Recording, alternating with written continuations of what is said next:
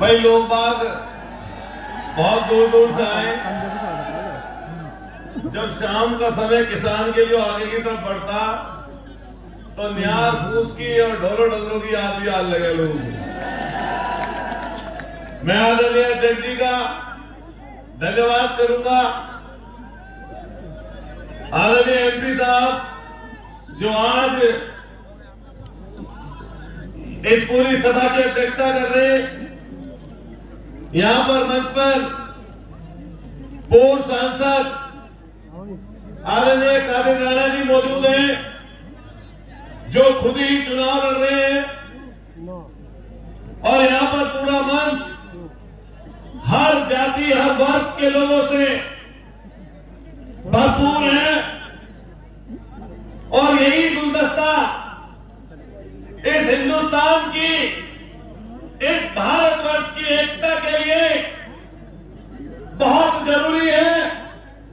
मैं पूरे मंच पर तमाम साथियों का, विधायकों का, पूर्व विधायकों का और सभी सम्मानित नेताओं का धन्यवाद करते हुए जो मंच के सामने बैठे हैं, यहां तक दूर दराज से चलकर आए हैं, और मैं तो ये कहूंगा कि संगीरों के साय में ये पूरा चुनाव कर रहा है, लेकिन शासन प्रशासन के लिए जो बात बोली है उससे पहले उससे भी बढ़कर ये कहना चाहता हूं कि अभी आपने राजस्थान में देखा होगा, एक प्रत्याशी था जो प्रत्याशी निर्दलीय चुनाव लड़ रहा था, और निर्दलीय प्रत्याशी जब बूथ पर पहुंचा, हालांकि हम हिंसा के विरोधी है, लेकिन उसने देखा सरकार का एक एसडीएम सरकार के सारे पर फर्जी वोट डलवा रहा था। प्रत्याशी खड़ा हुआ और एक जोरदार चाहता झंडा देदार उस एसडीएम के ऊपर पड़ा। वो चाहता सिर्फ उस एसडीएम के ऊपर नहीं था, सत्ताधारी दल की जबरदस्ती के खिलाफ था। मैं देखता हूं जब कानपुर के सीसामऊ का चुनाव चल रहा है, वहां पर हमारे एक साथी इरफान सोलंकी, जिसको इस सरकार ने फर्जी मुकदमे लगाकर जेल भेज दिया, लेकिन उससे भी चैन नहीं आया इस सरकार को। जब उसकी पत्नी चुनाव मैदान में है तो वहां पर पुलिस चुनाव लड़ रही है, सरकार चुनाव लड़ रही है, ना कि भाजपा का प्रत्याशी। और किसी जगह चले जाओ, किसी जगह गाजियाबाद से लेकर करन से लेकर मिर्जापुर तक यही हाल आप लोगों ने 2024 में किया था, और अपना हश्र देख लिया। ये जनता है जब उठ खड़ी होती है, अच्छे अच्छों का दिमाग दुरुस्त कर देती है। इसलिए ध्यान रखना, ये सरकारें आती और जाती रहती हैं। हमारे नेता माननीय अखिलेश यादव जी ने कहा है, जो इस तरह की हरकत करता रहे उसका नाम नोट करते जाइए, और 2027 में जैसे ही सरकार बदलेगी, इन लोकतंत्र के हत्यारों को सजा देने का काम समाजवादी पार्टी के नेता और समाजवादी पार्टी करेगी। ये पक्का साथियों, आप लगातार देख रहे होंगे कि एक हमारी प्रत्याशी जो महिला है उसके ऊपर मुकदमा दर्ज कर दिया। इनके लोग गाड़ियों का काफिला लेकर घूम रहे हैं जगह जगह। आपकी हिम्मत किसी की नहीं होती कि उनको पकड़कर उनके ऊपर मुकदमा दर्ज कर दो। लेकिन ये ध्यान रखना, आज सारी जातियां इकट्ठी हो गई हैं, और जब सारी जातियां इकट्ठी हो जाती हैं तो एक एक का दिमाग दुरुस्त करने का काम करती है।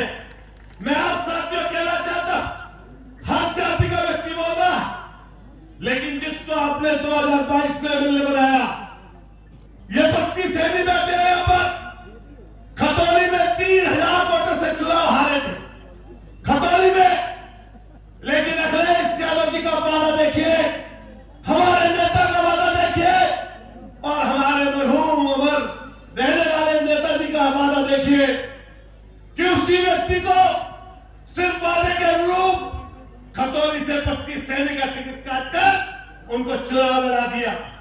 चुनाव हार गए वो, और हारने के बाद जब यह पता चला कि कहां से जीत सकते हो, कि मीरापुर की सीट से माननीय अखिलेश यादव जी ने सिंबल दिया साइकिल का, और साइकिल का सिंबल लेकर आए जो 2022 में यहां से जीते थे, साइकिल का सिंबल लेकर आ गए।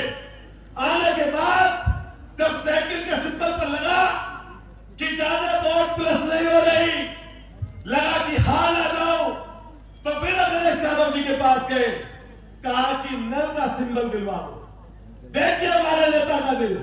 फिर उन्होंने कहा, माननीय लोकदल के नेता को कहा कि सिंबल दे दो नल का सिंबल लेकर आए, और 1,40,000 वोटों ने एक वोट वही लगाया, और 22 में उसी व्यक्ति को चुनाव जिता दिया। मैं कहना चाहता एक बड़े मत से हर एक जाति के लोगों के साथ साथ मैंने हर गांव में गुजरों को गया, आप लोग भी गए, हमारे और कई नेता बैठे, उधर नल्ला खेपर से लेकर कुतुबपुर से लेकर भूमा से लेकर सोपरी से लेकर झरवट से लेकर कटिया से लेकर रसूलपुर से लेकर और आपके जितने गांव यहाँ आसपास है, सब में नाले का काम किया। हर एक व्यक्ति घूम रहा है। मैं आपको वादा देता हूं, मैंने हर घर में ये बात कही, हर गांव में ये बात कही कि आप ध्यान रखना, अगर लेना जानते हो तो देना भी जानो। जब 22 में एक वोट 1,40,000 मुसलमानों ने आपको डाली, तो आज आपका कर्तव्य बनता है कि एक वोट साइकिल के निशान पर सुम्बुल राणा को देने का काम करना, सुम्बुल राणा को देना। और मैं आपसे वादा करके जाता हूं कि हम और हमारे जितने साथी हैं, कोशिश करेंगे कि 20 तारीख को एक वोट साइकिल के निशान पर जाए। नौजवान साथियों, बड़े बुजुर्गों, माताओं बहनों, मैं आप सबसे बात कहूंगा। मैंने मुख्यमंत्री का यहां भी भाषण सुना, हमने मुख्यमंत्री का शीशा मऊ का भाषण सुना, हमने गाजियाबाद का भाषण सुना, क्योंकि मुख्यमंत्री का पद बड़ा होता है। और कई बार लोग कहते हैं सम्मान की भाषा ना बोली जाए, लेकिन सम्मान करने वाले का ही किया जाता है, और दूसरे का नहीं किया जाता। हर किसी का सम्मान नहीं किया जाता। अब भाषण देखिए, मुख्यमंत्री एक संवैधानिक पद पर बैठकर ऐसी भाषा, बांटने की भाषा। अभी हमारे भाई पंकज वाली जी बोलकर गए थे अभी, और कैसी भाषा, कैसी ताकत की बात बोली कि सांसद जीते, लेकिन ये आपके सामने आपका भाई खड़ा है जो यही कमाल में दंगा करने वाले थे, जिनका नाम इन्होंने लिया। उसके साथ साथ संगीत सॉन्ग था जो दंगाई था, और दंगाई को उसी जगह पर, वहीं पर आपके कारण और लोगों के कारण उसको वहीं जहां से चला था वहीं पर जीरो करने का काम किया। ये जनता है, ये जनता है। तो कितना ही बोल लो, संवैधानिक पद पर बैठ कि जुड़ोगे, बटोगे, कटोगे, यही नारे हैं तुम्हारे पास। बांटने के, फासला करने के, दूरी पैदा करने के, एक दूसरे को दंगा करने के, और 7-8 सालों में तुमने किया ही क्या? मजहबी बात बोलने के अलावा अभी निकल कर चले कोई सड़क पर निकल कर चले, एक अनिल जा रहा, एक सुनील जा रहा, पुलिस रोकेगी तो रिश्वत आदि। अगर आगे बढ़ेगा, आगे निकले तो कोई कासिम मिल गया, कोई सलीम मिल गया, तो रिश्वत दुगनी। बात सही है, गलत है? इनकाउंटर, फर्जी इनकाउंटर, ऐसे इनकाउंटर, अरे शर्म नहीं आती? अब तो बुलडोजर पर सुप्रीम कोर्ट ने बोल दिया कि एक घर में एक व्यक्ति नहीं रहता, पूरा परिवार रहता है, बेटी भी रहती है, मां भी रहती है, पिता भी रहता है, दादा भी रहता है, दादी भी रहती है। लेकिन आप तो मजहबी काम करोगे ना, जिसका नाम देखोगे मुस्लिम, उसके घर पर बुलडोजर चलाओगे? यही है तुम्हारी सरकार, यही है तुम्हारी पार्टी? अगर इनकाउंटर उठाकर देख लो और कस्टडी में मौत उठाकर देख लो, इनका निशाना पुलिस वालों का कहीं नहीं लगता, घुटने के पास, इन्हीं बेचारों के पास यही चीज है। आप इनकाउंटर, अरे सलीम के नाम पर, सलीम के नाम पर, अलीम के नाम पर, यही इस तरह के, इसी तरह के इनकाउंटर, यही काम है। मैं आपका वादा करते, अभी भाई पंकज ने बोला था कि जब सदन में लड़ने की बात आएगी तो भाई अखिलेश यादव जी हमारे नेता ने तब भी बोला, हम यहां कह के जा रहे एक चीज, ए मीरापुर के लोगों, बटना मत, वो उपचुनाव कभी नहीं लड़ते थे, ये बहुजन समाज पार्टी कभी उपचुनाव नहीं लड़ती थी, लेकिन आज के समय में क्यों लड़ने की नौबत आ गई? इन्हें पता था कि समाजवादी पार्टी भारतीय जनता पार्टी को हराने जा रही है, इसलिए उसकी मदद में खड़े हो गए ये लोग। मैं फिर कहूंगा, बैरिस्टर महोदय, आपको अगर लगता हो कि आपका प्रत्याशी कहीं फाइट में है, मैं कहना चाहता बराबर के सांसद को, आपको लगता है कि आपका प्रत्याशी कहीं है लड़ाई में? अरे बहन जी, आपको लगता है कि आप लड़ रहे हो भाजपा से या सभा से, बता दीजिए। लेकिन यहां ध्यान रखना, नौजवानों, बड़े बुजुर्गों, एक भी वोट 20 तारीख को बटने ना पाए, जमकर वोट डालना, 36 बिरादरियां जुटकर वोट डालना।